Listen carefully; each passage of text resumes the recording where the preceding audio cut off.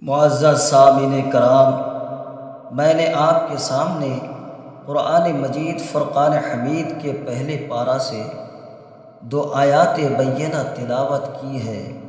ارشاد باری تعالی ہے، یا ایھا الناس اعبدوا ربکم الذی خلقکم والذین من قبلکم لعلکم تتقون الذي جعل لكم الأرض فراشا والسماء بناء وأنزل من السماء ماء فأخرج به من الثمرات رزقا لكم فلا تجعلوا لله أندادا وأنتم تعلمون۔ اے لوگو، اپنے رب کی عبادت کرو جس نے تمہیں اور تم سے پہلوں کو پیدا فرمایا، یہ امید کرتے ہوئے کہ تمہیں پرہیزگاری ملے۔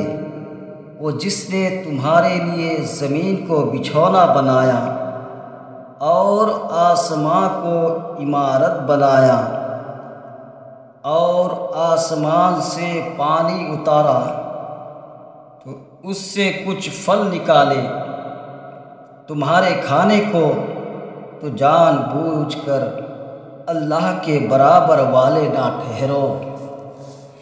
حضرات، ان آیات مبارکہ میں اللہ تبارک و تعالی نے اپنے بندوں کو عبادت کرنے کا حکم فرمایا۔ اے لوگو، اپنے رب کی عبادت کرو، اس کے حضور سربے سجود ہو جاؤ۔ عبادت کے لائق وہی ہوتا ہے جو عظمت و قدرت میں سب سے بڑا ہو۔ اس خالق کائنات کی عبادت کرو جس نے تمہیں اور تمہارے آباء و اجداد کو پیدا فرمایا۔ اس لیے اس کی عبادت کرو کہ تمہیں تقویٰ و پرہیزگاری مل جائے۔ مفسرین کرام زیر آیات فرماتے ہیں کہ اس خدائے بزرگ و برتر نے تمہارے آرام کے ایک ٹکڑے کو پانی سے باہر پھینک ڈالا، پھر اس کو گارے کی طرح نرم اور لوہے کی طرح سخت نہ بنایا، اور نہ ہی اس کی گولائی ایسی رکھی جس کی وجہ سے تم اس پر ٹھہر نہ سکو، بلکہ تمہارے آرام کی خاطر بستر کی طرح بچھونا بنایا۔ پھر تم پر اپنے فضل و کرم سے آسمان کو چھت کی طرح بنایا، جہاں ایک گھر کی طرح ہو گیا۔ پھر تمہاری روزانہ دعوت کے لیے آسمان سے پانی برسایا، جس سے رنگا رنگ کے پھولوں کو پیدا فرمایا۔ اب تم خود ہی سوچو، اگر کوئی شخص تم کو معمولی تنخواہ پر ہی ملازم رکھ لے تو تم اس کی خدمت و اطاعت کرتے ہو۔ جس خالق و مالک نے تم پر اتنے احسانات کیے، اس کو چھوڑ کر اوروں کی عبادت کرنا، اس کا شریک ٹھہرانا کہاں کی انسانیت ہے؟ وجہ تخلیق اور انسان کو ذرا غور سے دیکھے، جو بظاہر چلتا ہے، پھرتا ہے، اٹھتا ہے، بیٹھتا ہے، کھاتا ہے، پیتا ہے، زندگی بسر کرتا ہے اور پھر مر جاتا ہے۔ کیا اس کی زندگی کا مقصد اسی قدر ہے؟ اگر یہی ہے تو انسان اور حیوان میں کیا فرق؟ انسان اور حیوان کی کیا پہچان؟ ذی ارادہ اور غیر ذی ارادہ میں کیا امتیاز؟ صاحب عقل اور بے عقل میں کیا تمیز؟ اللہ تبارک و تعالی ارشاد فرماتا ہے،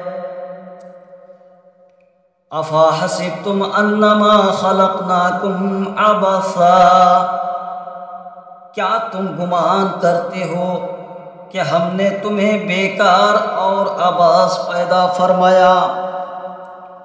اَيَحْسَبُ الْإِنسَانُ أَن يُتْرَكَ سُدًى، کیا انسان یہ گمان کرتا ہے کہ وہ بیکار چھوڑ دیا جائے گا؟ بزرگوں، دوستو، ان آیات سے معلوم ہوا کہ انسان کو بھی اللہ تبارک و تعالیٰ نے کسی کام کے لیے پیدا فرمایا ہے۔ انسان کی ہستی پوری کائنات سے ختم ہو جائے تو سورج چمکتا رہے گا، دریا بہتے رہیں گے، لیکن اگر سورج نہ چمکے، دریا نہ بہے، ہوا نہ چلے، پانی نہ برسے تو اس کا اثر انسانی زندگی پر ضرور پڑے گا۔ معلوم ہوا کہ یہ تمام چیزیں، چاند کی چمک، کہکشاں کی دمک، رات کا اندھیرا، صبح کا سویرا، نسیم سحر، فضا معطر، پھولوں کی لطافت، شاخوں کی نزاکت، کلیوں کا تبسم، بلبل کا ترنم، مثل موتی نظر آنے والی شبنم، سورج کی تپش، زمین کی کشش، بارش کی ٹپک، سب انسان ہی کے لیے تو ہے۔ اللہ تبارک و تعالی ارشاد فرماتا ہے، هو الذی خلق لکم ما فی الارض جمیعا، وہی ہے جس نے تمہارے لیے بنایا جو کچھ زمین میں ہے۔ سخر لکم اللیل والنہار والشمس والقمر والنجم مسخرات بامرہ، اس نے تمہارے لیے مسخر کے رات اور دن اور سورج اور چاند ستارے اس کے حکم کے باندھے ہوئے ہیں۔ أَلَمْ تَرَوْا أَنَّ اللَّهَ سَخَّرَ لَكُم مَّا فِي السَّمَاوَاتِ وَمَا فِي الْأَرْضِ، کیا تم نے نہ دیکھا کہ اللہ تبارک و تعالی نے تمہارے کام میں لگائے جو کچھ آسمانوں اور زمینوں میں ہے؟ ان آیات مبارکہ سے معلوم ہوا کہ تمام چیزیں اللہ تبارک و تعالی نے انسان کے لیے بنائے۔ جیسے کسی شاعر نے کیا ہی خوب کہا ہے، جانور پیدا کی تیری وفا کے واسطے، چاند، سورج اور ستارے ہے ضیاء کے واسطے، کھیتیاں سر سبز ہے تیری غذا کے واسطے، سب جہاں تیرے لیے ہے، تو ہے خدا کے واسطے۔ محترم حاضرین، آپ کو معلوم ہونا چاہیے کہ اللہ تبارک و تعالی نے ارشاد فرمایا، وَمَا خَلَقْتُ الْجِنَّ وَالْإِنسَ إِلَّا لِيَعْبُدُونَ، اور میں نے جن اور انسان اس لیے بنائے کہ وہ بندگی کرے۔ زندگی آمد برائے بندگی، زندگی بے بندگی شرمندگی۔ بندہ وہ ہے جو بندگی کرتا ہے، بندہ وہ ہے جو بندگی کرتا ہے، جو یاد الہی سے غافل ہے وہ مردہ ہے۔ انسان جب مر جاتا ہے تو اس پر کوئی عبادت فرض نہیں، اس لیے کہ وہ مر گیا ہے، مگر جو زندہ رہ کر عبادت نہیں کرتا اسے خود کو مردہ تصور کرنا چاہیے۔ عبادت الہی سے غافل چلتا پھرتا بازار میں مردہ اللہ اللہ کرنے والا مرنے کے بعد بھی مزار میں زندہ ہے۔ عبادت کسے کہتے ہیں؟ آپ ہم عبادت کرتے ہیں اور اس عبادت کو کس طرح کرنا چاہیے اور عبادت کسے کہتے ہیں، یہ تو ہمیں معلوم ہو گیا کہ اللہ تبارک و تعالیٰ نے ہمیں اپنی عبادت کے لیے پیدا فرمایا۔ اب یہ بھی جاننا ضروری ہے کہ عبادت کسے کہتے ہیں۔ کچھ لوگ سمجھتے ہیں ہاتھ بند کر کھڑے ہو جانا، پھر گھٹنوں پر ہاتھ رکھ کر جھکنا، پھر زمین پر ماتھا رکھ کر سجدہ کر لینا، چند افعال، حرکات و سکونات کا بجا لانا عبادت ہے۔ ماہ رمضان میں صبح و شام تک بھوکا پیاسا رہنا یہ عبادت ہے، یا قرآن کریم کا ایک ورق پڑھ لینا، کعبے کے گرد چکر لگانا، صرف یہی ایک عبادت ہے، گرچہ کہ صرف چند ظاہری اعمال کا نام ہی عبادت ہے۔ ان کاموں کے کر لینے سے وما خلقت الجن والانس الا لیعبدون کا مقصد پورا ہو گیا۔ اب وہ ہر طرح سے آزاد ہے، جو چاہے سو کرے، لیکن حقیقت حال یہ نہیں میرے بھائیوں، حقیقت حال یہ نہیں، بلکہ اللہ تبارک و تعالیٰ نے جس عبادت کے لیے ہمیں پیدا فرمایا ہے وہ صرف اس قدر نہیں جو کچھ سمجھ رکھا ہے۔ بزرگوں دوستو، عبادت نام ہے اپنی زندگی کے ہر لمحہ کو قانون خداوندی کا پابند کرنا۔ اگر یہ بات ہم میں پیدا ہو گئی تو ہماری ہر جنبش و ہر حرکت عبادت ہوگی۔ اسلام نے عبادت کے مفہوم کو بڑی وسعت کے ساتھ بیان کیا ہے۔ جن کاموں کو آپ بالکل دنیا داری سمجھتے ہیں، اگر ان کو رضائے الہی کے مطابق کیا جائے تو وہی عبادت بن جاتے ہیں۔ مثلا آپ کاروبار کے لیے گھر سے نکلتے ہیں، اگر آپ جائز طریقہ سے رزق حلال کما کر لائیں گے تو یہ بھی عبادت ہے۔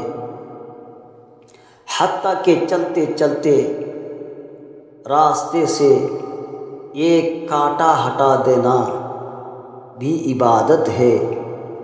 میرے بھائیوں، اب آپ کو عبادت کا مفہوم بخوبی معلوم ہو گیا کہ زندگی کا ہر لمحہ فرمان خداوندی کے مطابق گزرنا عبادت ہے۔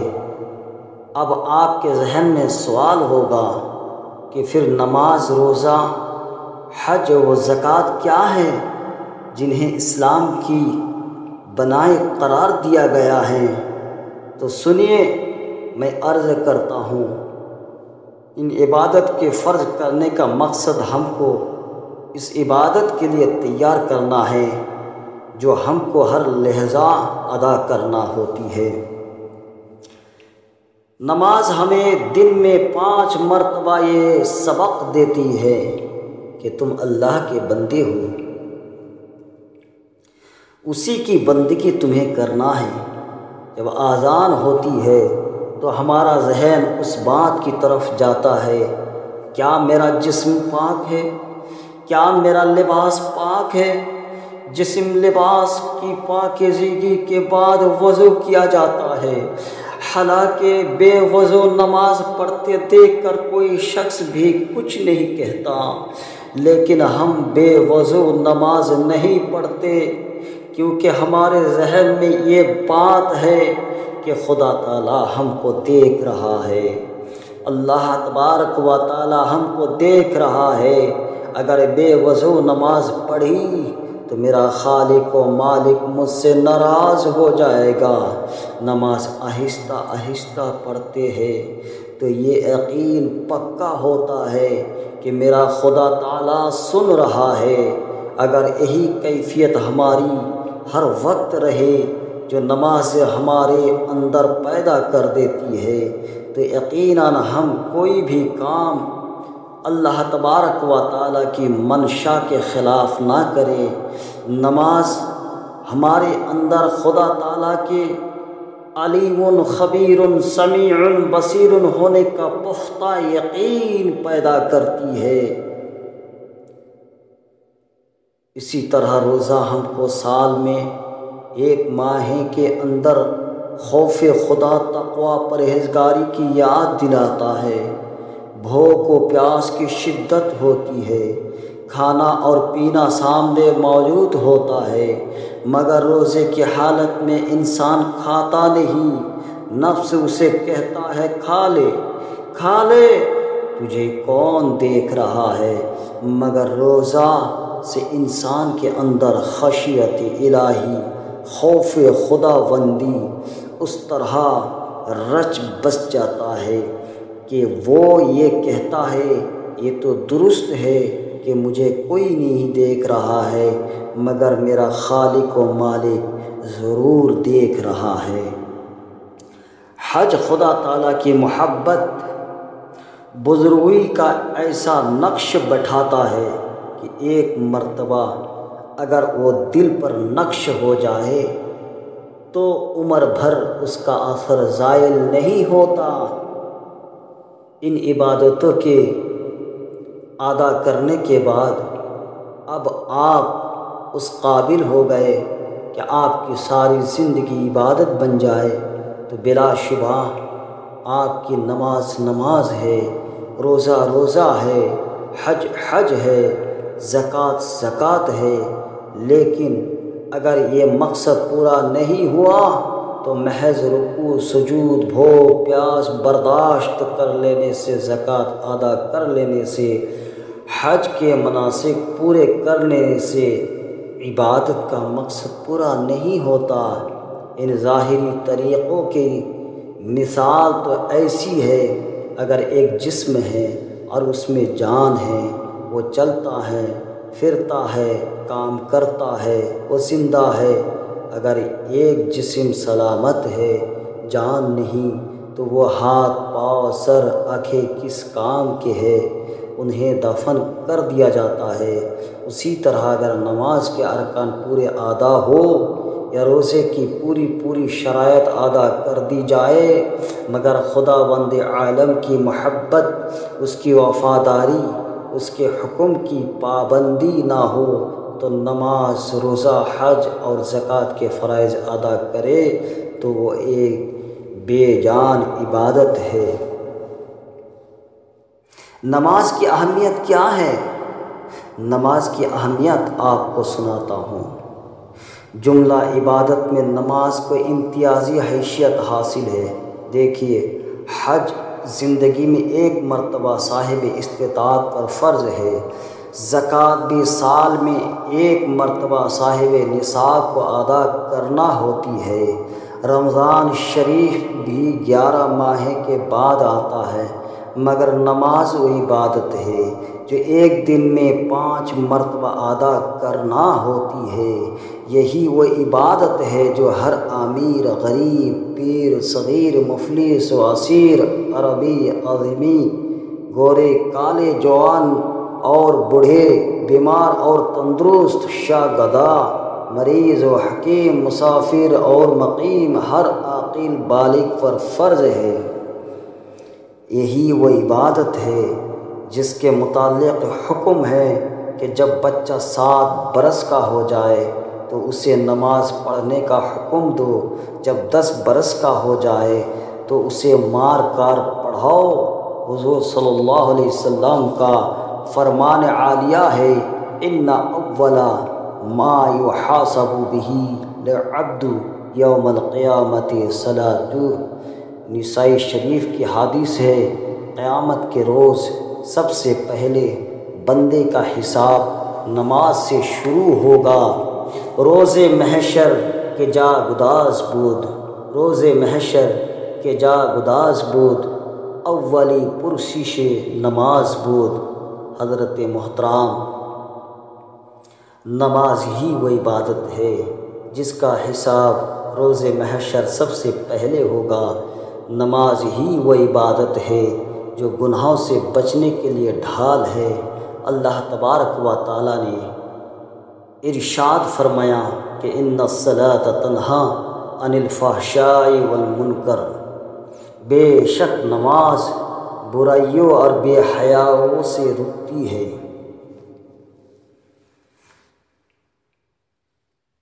آئیے بتاتا ہوں گناہ کیسا جھڑتے ہیں۔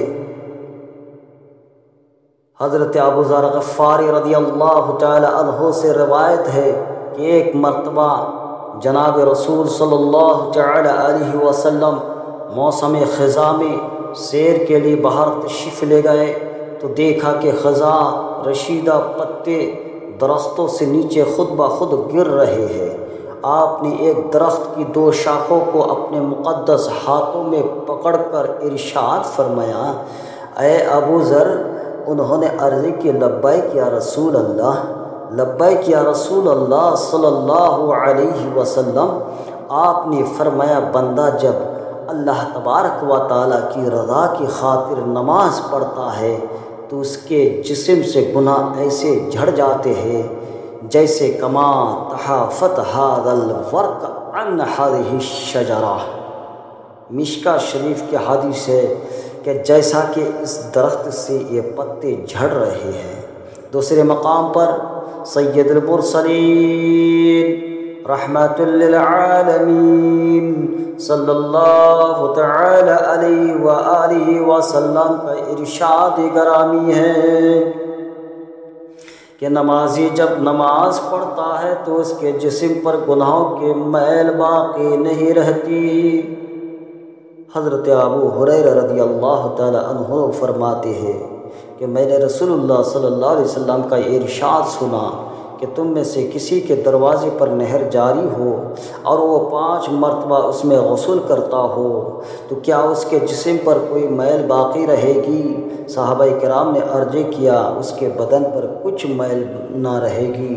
تو حضور صلی اللہ علیہ وسلم نے فرمایا کہ فَذَلِكَ مثل الصلوات الخمس یمحو اللہ بہن الخطایا۔ یہی مثال نماز پنجگانہ کی ہے کہ اللہ تبارک و تعالیٰ ان نمازوں کی برکت سے گناہ مٹا دیتا ہے۔ میرے بھائیوں، اس حدیث پاک سے معلوم ہوا کہ اگر کسی کے دروازے پر نہر جاری ہو اور وہ روزانہ 5 مرتبہ اس میں نہائے تو اس کے جسم پر میل نہیں رہتی۔ اسی طرح جو دن میں 5 مرتبہ نماز ادا کرتا ہے وہ اللہ تبارک و تعالیٰ کی رحمت کی بارش سے ایسے پاک و صاف ہو جاتا ہے جیسا کہ اس کے جسم پر گناہ کی میل باقی نہیں رہتی ہے۔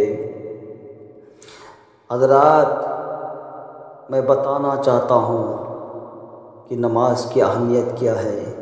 نماز ہی وہ عبادت ہے جو انسان کو گناہ سے پاک کرتی ہے۔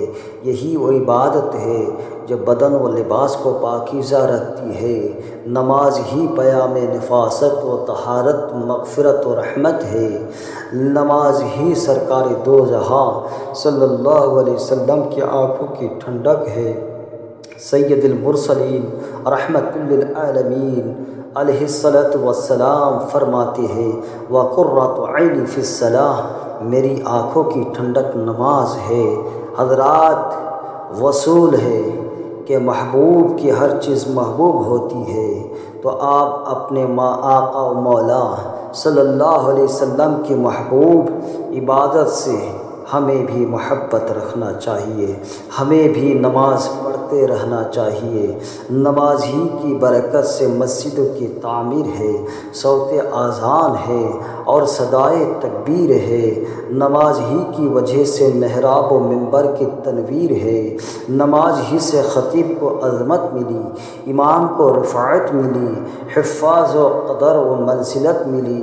نماز ہی کی وجہ سے نمازی کو پاکیزگی و نفاست ملی، مسلمانوں کو ایک جگہ جمع ہونے کی سعادت ملی۔